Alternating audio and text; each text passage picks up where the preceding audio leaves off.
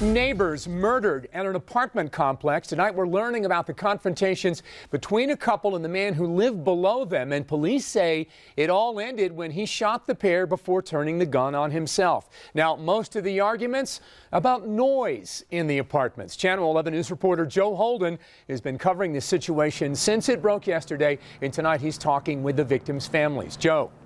And David, good evening. Those family members are trying to wrap their heads around this. Christina White's brother tells me her smile could brighten a black hole.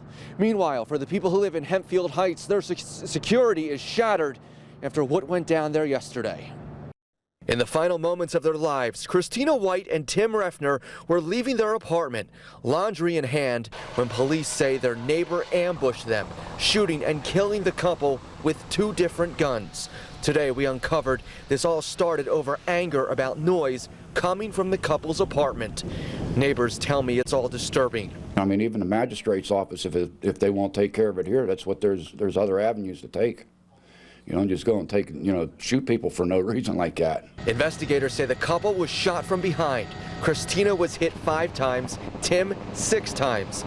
Investigators say they believe shooter Phil Cancilla took his life a short time later. A big piece of evidence that came to light today, a suicide note in his apartment. And the note read, "Can only be provoked so long before exploding."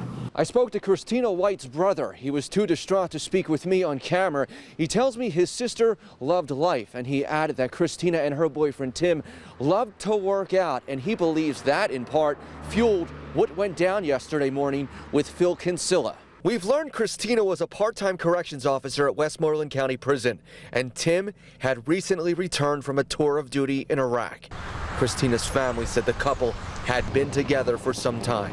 These are two young, productive citizens in our county that very tragically and unnecessarily lost their lives.